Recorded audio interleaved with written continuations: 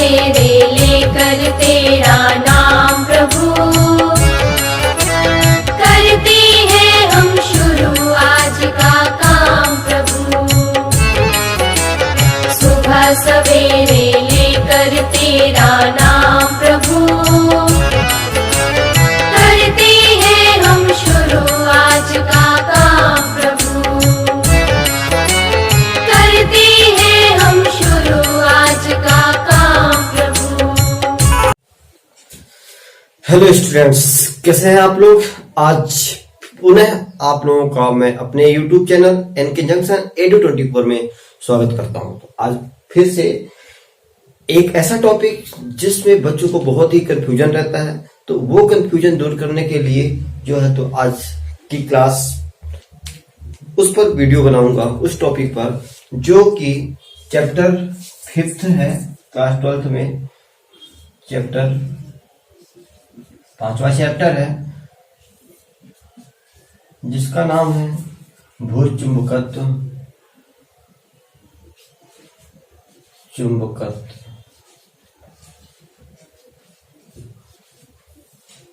चुंबकत्व एवं पार्थिव चुंबक, ये भी कह सकते हैं।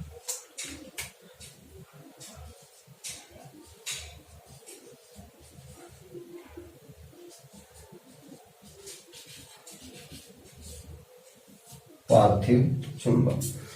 तो सबसे पहले तो यही डाउट रहेगा कि ये चुंबकत्व क्या है, पार्थिव चुंबकत्व क्या है।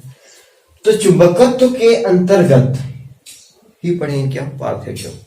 पार्थिव चुंबक को ही हम डिफाइन करेंगे। पार्थिव चुंबक का मतलब ये हुआ पृथ्वी कैसा काम करे, चुंबक की भांति। अगर पृथ्वी जो है तो चुंबक की भांति कार्य करने लगे तो उसे बोले पार्थिव चुंबक। तो पार्थिव चुंबक कैसे मान ले कि ये पृथ्वी जो है तो चुंबक की भांति कार्य करती है। तो इसके लिए कई वैज्ञानिकों ने अलग अलग तथ्य निकाला है।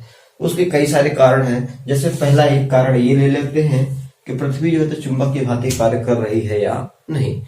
तो पहला कारण ये है कि अगर हम किसी भी क्षण चुंबक को स्वतंत्रता पूर्वक लटका देते हैं, क्षण चुंबक को अगर लटकाते हैं तो वो क्षण चुंबक हरदम किस दिशा में लटकता है, मतलब किस दिशा में ठहरता है, वो उत्तरी और दक्षिणी दिशा में ही ठहरता है। ये उत्तरी ध्रुव में और इधर क्या है, दक्षिणी ध्रुव। तो पहला प्रमाण ये है कि चुंबक को अगर स्वतंत्रता पूर्वक लटका दिया जाए किसी भी दृढ़ आधार से तो वह चुंबक उत्तरी ध्रुव और दक्षिणी ध्रुव में ही ठहरता है। तो मतलब कि चुंबक क्या है, मतलब पृथ्वी क्या है, एक चुंबक की भांति कार्य करती है। ठीक है। दूसरा कारण ये ले लेते हैं कि अगर किसी भी लोहे धातु की अगर कोई छड़ ले लेते हैं या कोई कील ले लेते हैं, जिसको हम पृथ्वी के अंदर जमीन में एक तरह से यानी अंदर क्या कर दें, कुछ वर्षों के लिए गाड़ दें, उस जमीन के अंदर उसको अगर रख दिया जाता है तो ये कील या रॉड किसकी भांति कार्य करने लगती है, चुंबक की। पूर्ण रूप से नहीं करती, पर कुछ जो है तो चुंबक का गुण जो है तो इस कील या लोहे में आ जाता है। तो इससे भी ये सिद्ध होता है कि पृथ्वी एक चुंबक की भांति कार्य करती है, यानी पृथ्वी में चुंबक है। तीसरा एक और कारण ले लेते हैं कि जब हम चुंबकीय क्षेत्र रेखाएं किसी चुंबक की सहायता से खींचते हैं तो आप देखे होंगे कि चुंबकीय क्षेत्र रेखाएं जब खींच रहे हैं तो वहां पर अगर ये ध्रुव ले लेते हैं, ये ध्रुव ले लिए एस, तो चुंबकीय क्षेत्र रेखाएं जो है, चुंबकीय बल रेखाएं जो गमन करती हैं वो इस तरह से गमन करती हैं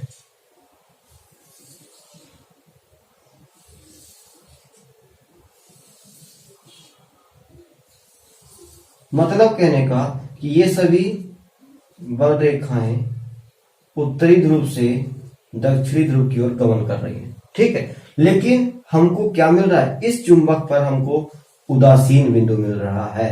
यानी यहाँ पर आकर ये बल रेखाएं क्या हो जाती हैं, खत्म हो जाती हैं। उदासीन का मतलब वहां पर कोई भी आवेश नहीं रहता, कोई भी ध्रुव वहां पे कार्य नहीं करेगा।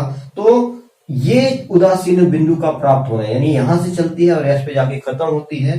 तो ये चुंबक का ध्रुव जो है तो एस और एन यहाँ पर ये बताएगा यहाँ पे जो खत्म हो रही, तो ऐसा क्यों हो रहा उदासीन बिंदु, पृथ्वी के उत्तरी ध्रुव और दक्षिणी ध्रुव के कारण हो रहा है। ठीक है, क्योंकि एन और एस ऐसा तो है, लेकिन पृथ्वी का अगर नॉर्थ और साउथ की बात करें तो ये नॉर्थ हो जाएगा और ये साउथ हो जाएगा। तो यहाँ से जो खत्म हो रही है तो ये एस एक तरह से किसमें कन्वर्ट हो जा रहा है, वो एन की ओर कन्वर्ट हो जा रहा है। यानी जो एस आ रहा है वो एन पर क्या हो जा रही है, रुक जा रही है। इधर भी इसी तरह से एन ध्रुव है, ये पृथ्वी का क्या होगा, ये भौगोलिक अक्ष का एस ध्रुव होगा। तो यहाँ से भी जो बल रेखाएं आती हैं शुरू हो रही है तो यहाँ पे क्या हो जाती है, खत्म हो जाती हैं। मतलब कि चुंबक के अंदर, केवल चुंबक की अगर बात करते हैं तो चुंबक के अंदर जो है यहाँ पे ये चुंबक के अंदर जो क्षेत्र रेखाएं होती हैं, बल रेखाएं, वे उदासीन बिंदु प्राप्त करवाती। तो इस तरह से ये 3 प्रमाण हैं जिनके साक्ष्यों के आधार पर ये हम कह सकते हैं कि पृथ्वी एक पार्थिव चुंबक की भांति कार्य करती है। इसकी डेफिनेशन भी पूछा हरदम जो तो पूछता है कि पृथ्वी चुंबक की भांति कैसे कार्य करता है, इसके क्या तथ्य हैं या क्या प्रमाण है। तो इसके बारे में हम बता सकते हैं कि पृथ्वी किसी भी वस्तु को क्या करती है, आकर्षित करती है निम्न कारणों के कारण। तो इसलिए ये सिद्ध होता है कि पृथ्वी एक चुंबक है। ठीक है, पृथ्वी भी एक तरह से चुंबक की भांति कार्य करता है। तो पहला बता दिया कि ये चुंबक जो है तो स्वतंत्रता पूर्वक लटकाने पर उत्तरी और दक्षिणी ध्रुव में ठहरता है। दूसरा, कोई भी लोहे की वस्तु या कील को हम पृथ्वी में कुछ वर्षों तक गाड़ देते हैं तो चुंबक की भांति ये क्षण जो है तो कार्य करने लगती है। ऐसा ये सब क्यों होता है, ऐसा ये इसलिए होता है कि पृथ्वी में ये बताया गया है कि पृथ्वी में पूरा, जो कई सारे वैज्ञानिक थे उन्होंने ये बताया था कि पृथ्वी में मतलब लिक्विड फॉर्म में, तरल पदार्थ के रूप में जो है तो सभी धातुएं उपस्थित है, तरल रूप में। ठीक है, तो जब तरल रूप में है मतलब वहां पे सभी धातुएं क्या होती हैं, गर्म होने के कारण ये तरल रूप में है ना, लिक्विड अवस्था में। इसमें क्या है कि पृथ्वी के कोर में यानी क्रोड में बहुत ज्यादा गर्मी होने के कारण ये सभी धातुएं क्या होती हैं, लिक्विड अवस्था में होती हैं। जब लिक्विड अवस्था में होती हैं तो ये गर्म होने के कारण जो इसके इलेक्ट्रॉन्स हैं वो बाहर की ओर आते हैं, और इलेक्ट्रॉन्स पृथ्वी के साथ साथ क्या होते हैं, मूव होते हैं। तो जब इलेक्ट्रॉन्स पृथ्वी के साथ साथ गति करते हैं तो उसमें क्या उत्पन्न होगा, चुंबकीय क्षेत्र। ये आपको पहले भी बता चुके हैं कि जब कोई भी आवेश किसी भी वस्तु के साथ लगातार घूर्णन करे तभी चुंबकीय क्षेत्र उत्पन्न होगा। तो यहाँ पे पृथ्वी के साथ साथ इलेक्ट्रॉन भी इसके साथ साथ घूमता है, जिसके कारण चुंबकीय क्षेत्र उत्पन्न होता है। तो पृथ्वी के कारण भी चुंबकीय क्षेत्र उत्पन्न हो सकता है। ये 3 कारण हैं जिसके कारण ये सिद्ध होता है कि पृथ्वी एक चुंबक की भांति कार्य करती है। अब पृथ्वी चुंबक की भांति कार्य करती है तो इसको अध्ययन करने के लिए 3 जो है तो इसके साक्ष्य हैं, एलिमेंट्स हैं, तत्व हैं, उसके बारे में है आगे हम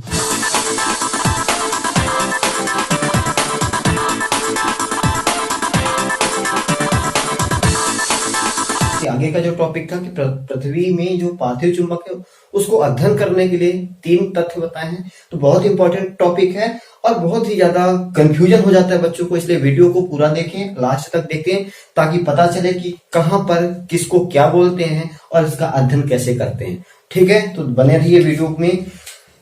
देखते हैं, इसको अध्ययन करने के लिए 3 पॉइंट्स हैं। पहला पढ़ेंगे, 3 तत्व हैं भूचुंबकत्व को पढ़ने के लिए।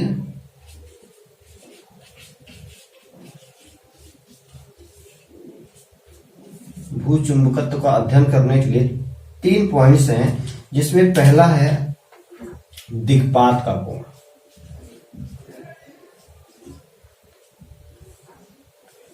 दिक्पात कोण। दूसरा है नमन कोण।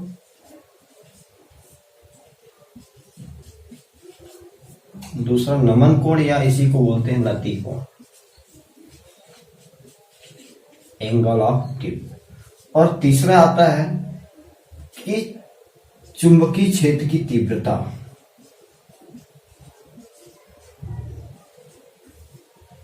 चुंबकीय क्षेत्र की तीव्रता। ठीक है, तो ये 3 पॉइंट्स रहेंगे भूचुंबकत्व के अंतर्गत पढ़ने के लिए। पहला दिक्पात कोण, दूसरा नमन कोण, तीसरा चुंबकीय क्षेत्र की तीव्रता। तो ये तीनों टॉपिक, तीनों पॉइंट्स हम बारी बारी से समझाएंगे, तो ध्यान से समझिएगा। पहला ले लेते हैं दिक्पात का कोण। सबसे पहले हम दिशा का निर्धारण कर लेते हैं भौगोलिक स्थिति के अनुसार। भौगोलिक स्थिति के अनुसार ये क्या ले लेते हैं, नॉर्थ है, ये साउथ है। तो नॉर्थ से राइट साइड वाला जो होता है वो क्या कहलाता है, ईस्ट कहलाता है, और उसके बैकवर्ड साइड जो होता है वो क्या होता है, वेस्ट होता है। मतलब कहने का भौगोलिक अक्ष क्यों बोल रहे हैं, ये भौगोलिक का क्या हो जाएगा, भौगोलिक दक्षिण ध्रुव हो जाएगा, ये भौगोलिक उत्तरी ध्रुव हो जाएगा, ये भौगोलिक का पूर्व, ये भौगोलिक का पश्चिम। इसको भौगोलिक क्यों बोला जाता है, क्योंकि ये भूगोल से लिया गया है, ज्योग्राफिकल, मतलब कि जिधर से सूर्य निकलता है ना, जिधर से सूर्य निकलता है उसको हम क्या बोल देते हैं, पूर्व बोल देते हैं। उसके बैकवर्ड का पश्चिम, जिधर डूब रहा है तो पश्चिम हो जाएगा। तो उसके बाएं साइड जो होता है, अगर हम पूर्व की ओर अपना फेस करके खड़े हो जाएं तो उसके बैक यानी लेफ्ट हैंड साइड जो होता है वो उत्तर होता है। ये भौगोलिक स्थिति होती है। लेकिन चुंबकीय स्थिति जो होती है, चुंबकीय स्थिति थोड़ा सा हट के रहती है कि चुंबकीय स्थिति जैसा भौगोलिक स्थिति का उत्तरी ध्रुव है वैसा ही प्राप्त नहीं होता है। तो इसी को निकालने के लिए जो है तो हमको ये एक्सपेरिमेंट करना पड़ेगा, जिससे जो है तो क्या हमें मिलेगा, दिक्पात का कोण मिलेगा।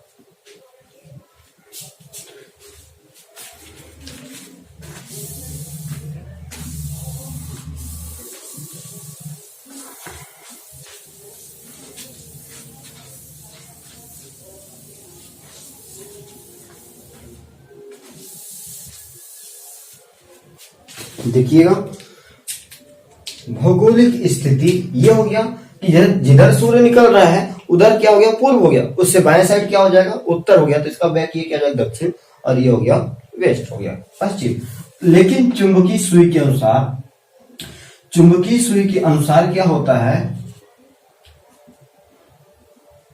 ये नॉर्थ ले लिए, ये साउथ ले लिए, इधर ईस्ट ले लिए, इधर वेस्ट ले लिए, ये किसके अनुसार है, भौगोलिक स्थिति के कारण। लेकिन अगर हम चुंबक को रखते हैं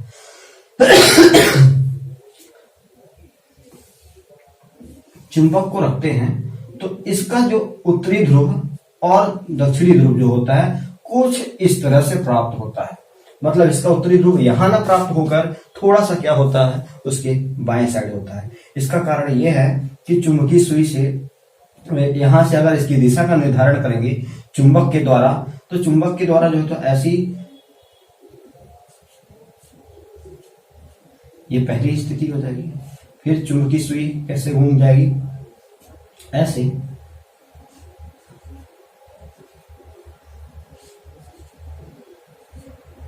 इस तरह से ये लगातार जो है तो मूव करते हुए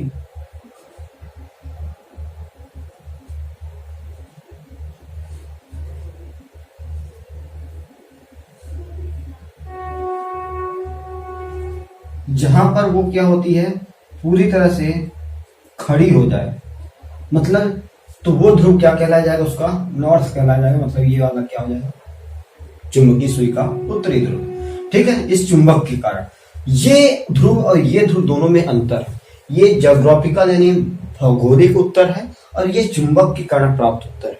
ठीक है, मान लेते हैं कि चुंबक को स्वतंत्रता पूर्वक लटकाए हैं, तो इस तरह से उत्तरी और दक्षिणी ध्रुव में जो है तो ये क्या हुआ है, रुका हुआ है, स्थिर हुआ है। तो इससे हमको क्या मिल गया है, एक बल रेखाएं मिल गई है। हम मतलब दिशा चुंबकीय सुई के माध्यम से ये प्राप्त किए हैं, तो ये हमें यहाँ पे क्या मिला है, नॉर्थ मिला है। तो ये नॉर्थ मिला, मतलब इसका क्या है, ये साउथ होगा। तो यहां पर जो है ये वाली जो रेखा है, ये यानी चुंबकीय अक्ष हो गया और ये भौगोलिक अक्ष हो गया। यानी भौगोलिक अक्ष के दोनों ध्रुवों को मिलाने वाली ये जो रेखा हो गया, इसको क्या कहेंगे, भौगोलिक अक्ष। और चुंबक के दोनों ध्रुवों को मिलाने वाले अक्ष को क्या बोलेंगे? चुंबकीय अक्ष। तो ये चुंबक का ये वाला क्या है? साउथ पोल, ये वाला नॉर्थ पोल। तो अब यहाँ पे ये दिशा निर्धारित करके हम पता कर लिए कि ये ना, तो ये चुंबकीय अक्ष और भौगोलिक अक्ष के दोनों के बीच का जो झुकाव है, यानी जो कोण है, इसी को बोलते हैं दिक्पात कोण। क्या बोलते हैं? दिक्पात कोण। यानी भौगोलिक अक्ष और चुंबकीय अक्ष दोनों को अगर हम निकालते हैं तो दोनों के जो ध्रुवों में, उत्तरी ध्रुव में दोनों में क्या आ रहा है? फर्क आ रहा है। तो ये जो कोण का फर्क है ये कहलाएगा क्या? दिक्पात कोण। अब दोनों तल, अब ये कह सकते हैं कि चुंबकीय यानोत्तर क्या है और भौगोलिक यानोत्तर क्या है।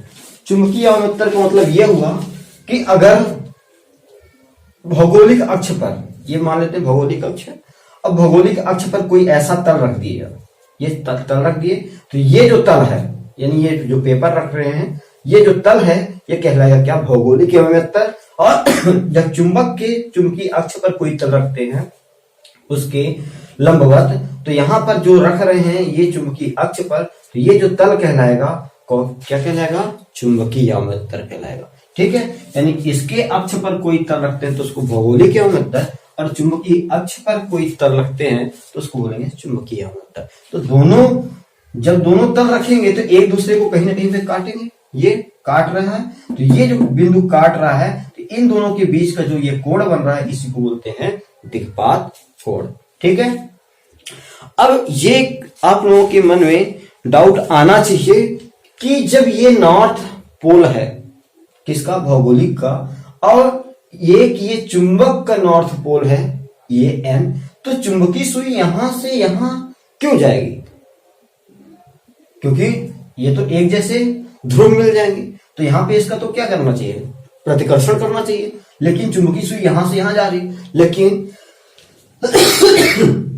ऐसा इसलिए होता है कि अगर इसको हम क्या मान लेते हैं? पृथ्वी मान लेते हैं। पृथ्वी में एक्चुअल में उसके अंदर, ये भौगोलिक को हम मान लिए, लेकिन पृथ्वी में इसका ये जो पोल होता है वो एस होता है और ये पोल जो होता है एन होता है। ये केवल चुंबकीय सुई, चुंबक की बात नहीं कर रहे हैं, पृथ्वी के अंदर की बात कर रहे हैं। चुंबकीय सुई जो होती है वो हरदम एन से एस की ओर ही गति करती है, एन से एस की ओर कर रही है। तो ये जो है पृथ्वी का ये पोल क्या कहलाएगा? एस पोल कहलाएगा। तब ना सुई यहां से जाकर कहां जा रही है? एस की ओर। नहीं तो ये, और ये जो भौगोलिक अक्ष माने, तो भौगोलिक अक्ष का ये क्या है? उत्तरी ध्रुव है। तो ये चुंबक का है, चुंबक का था ये क्या? हम ये ध्रुव मान लिए थे कि उत्तर ध्रुव में क्या हो रही है? ये रुक रही है, इसलिए इसका हम उत्तरी ध्रुव मान लिए थे। लेकिन अगर दोनों उत्तर हम मान लेते हैं कि ये पृथ्वी का उत्तर भी होता है, ये भौगोलिक अक्ष का भी उत्तर है, तो दोनों अगर उत्तर होगा तो क्या होगा? नॉर्थ नॉर्थ एक दूसरे को रिपल करेंगे, दूर भगाएंगे। लेकिन ये तो क्या कर रहा? आकर्षण कर रहा। तो इसका मतलब ये होता है कि चुंबक, पृथ्वी का जो साउथ पोल होता है वो एकदम इसके ध्रुव के अपोजिट होता है, यानी इधर एस होगा और इधर एन होगा। तो यहां से जो यहां से भी जो बल रेखाएं निकलेंगी वो इस तरह से एन से निकलेंगी, एस की ओर निकलेंगी। ठीक है, ये बहुत बड़ा डाउट रहता है। पुस्तक में आप देखे होंगे डायग्राम, इधर नॉर्थ है और यहाँ पे उल्टा का क्यों कर दिया जाता है? क्योंकि पृथ्वी के अंदर का जो है ये ध्रुव क्या कहलाएगा? दक्षिणी ध्रुव कहलाएगा, और ये उत्तरी ध्रुव। तो इसमें जो चुंबकीय रेखाएं हैं, बल रेखाएं, वो हरदम उत्तर से दक्षिण की ओर ही गमन करती है। तो ये पहला था, पहला नमन कोण। अब इसके बाद आता है दूसरा, नति कोण। दूसरा जो नति कोण है उसी को क्या बोलते हैं? पहला सॉरी दिक्पात कोण था, दूसरा नमन कोण है।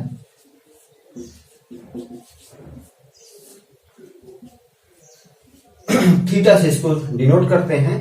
तो अब ये चुंबकीय सुई मान लेते हैं,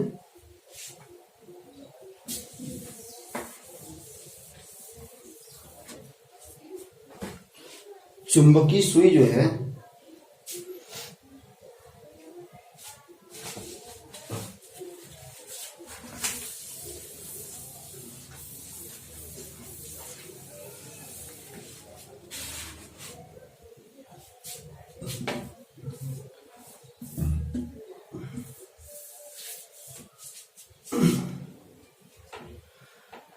ये क्षैतिज घटक ले लेते हैं और ये मान लेते हैं क्या है, ऊर्ध्वाधर घटक।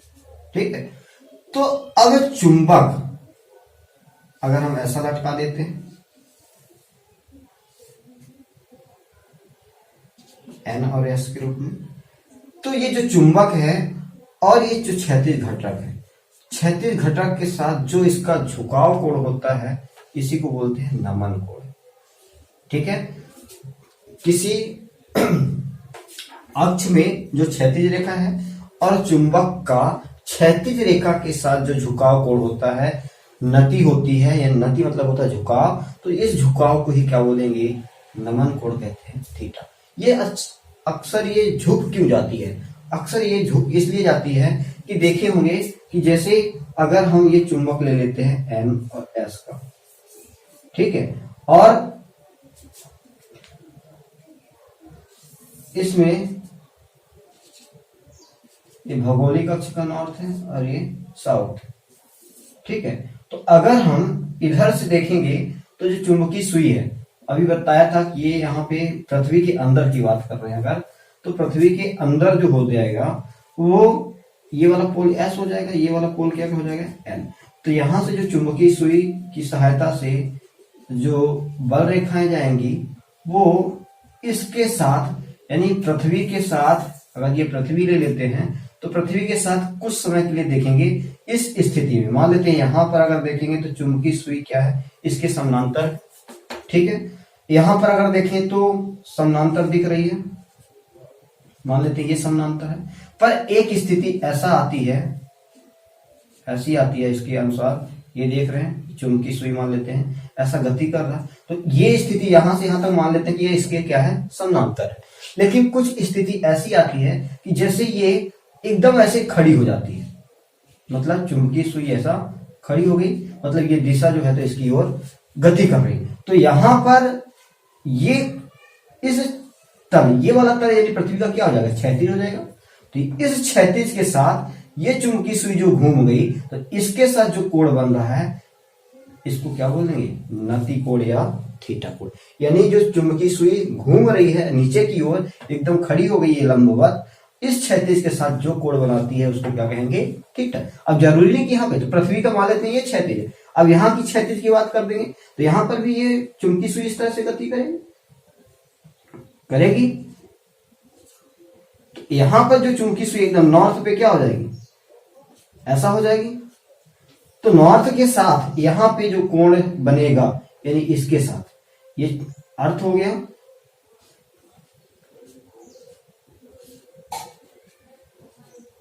ठीक है, तो इसके साथ जो कोण बन रहा है ये अर्थ हो गया, और ये जो बन गई क्षैतिज रेखा, इस क्षैतिज रेखा के साथ जो कोण बनेगा इसको क्या बोलेंगे, नति कोण या नमन कोण। तो ये चाहे हम मान ले थीटा, चाहे हम मान ले, तो क्षैतिज रेखा के साथ चुंबक के बीच का झुकाव कोण ही क्या कहलाएगा, नमन कोण या नति कोण कहलाएगा। तीसरा जो पॉइंट आया था कि पृथ्वी के लिए चुंबकीय क्षेत्र की तीव्रता, तो पृथ्वी के लिए चुंबकीय क्षेत्र की तीव्रता वैसे इसमें जो पूछता है तो चुंबकीय क्षेत्र की तीव्रता को B से दर्शाते हैं, तो चुंबकीय क्षेत्र की तीव्रता इसको हम निकालने के थोड़ा सा इसमें न्यूमेरिकल है क्वेश्चन, उसको देख लेते हैं। तीसरा जो पॉइंट आएगा,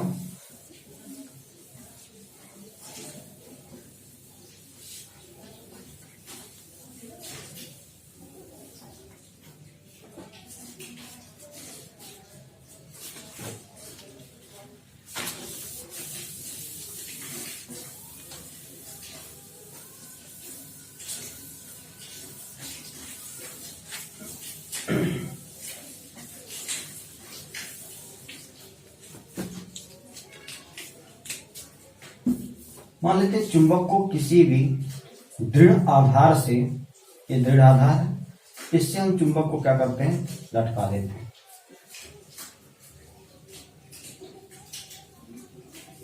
ठीक है। तो ये जो है धारा प्रवाह की दिशा में, यानी चुंबकीय क्षेत्र की दिशा में क्या करेगा,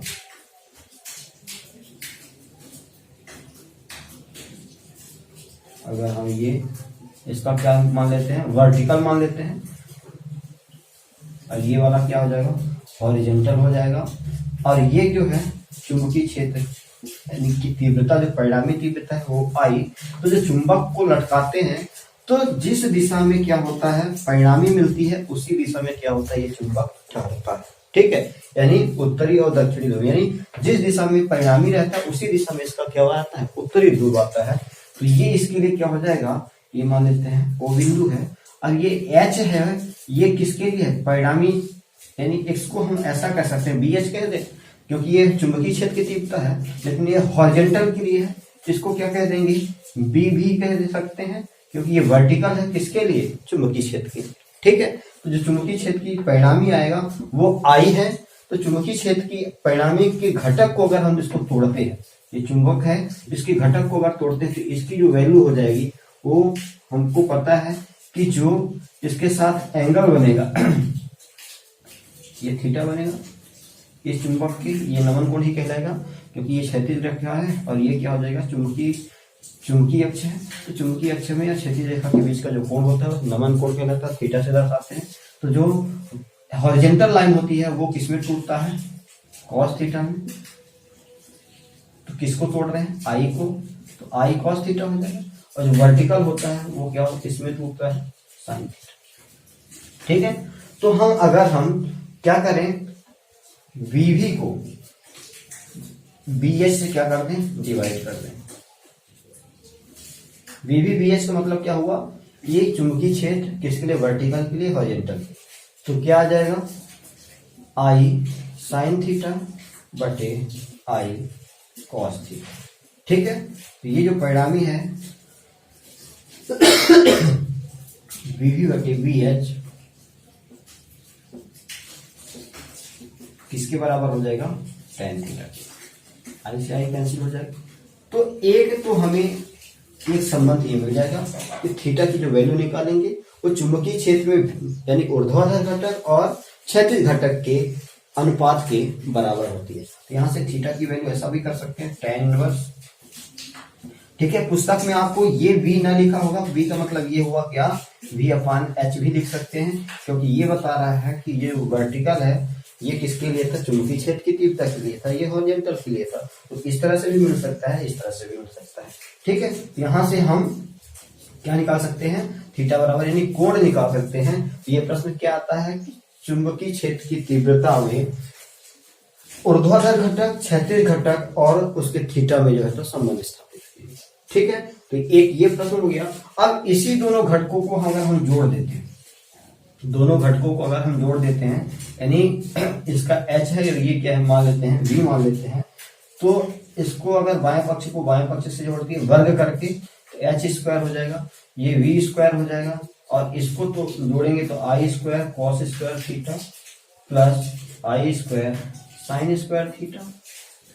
ठीक है, ये वाला घटक और ये वाला घटक को वर्ग करके क्या किए हैं, जोड़े हैं। तो इस घटक को इस घटक को, अब दोनों का चुंबकीय, B मतलब चुंबकीय क्षेत्र, तो मान लेते हैं चुंबकीय क्षेत्र के लिए दोनों घटक है। ठीक है, तो B को हटा दिया, मतलब ये नामकरण के लिए था, ये किसके लिए है, ये घटक किसका है, चुंबकीय क्षेत्र का।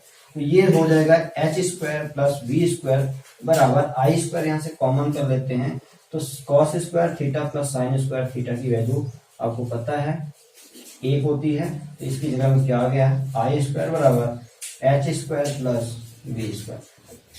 एक संबंध जो है तो ये मिल जाएगा कि भूचुंबकत्व में जो 3 पॉइंट्स थे, पहला क्या, दिक्पात कोण, दूसरा नमन कोण और तीसरा चुंबकीय क्षेत्र की तीव्रता में संबंध। तो चुंबकीय क्षेत्र की तीव्रता में संबंध किसमें आया है, ये आया क्षैतिज रेखा, ऊर्ध्वाधर रेखा और परिणामी तीव्रता के में संबंध।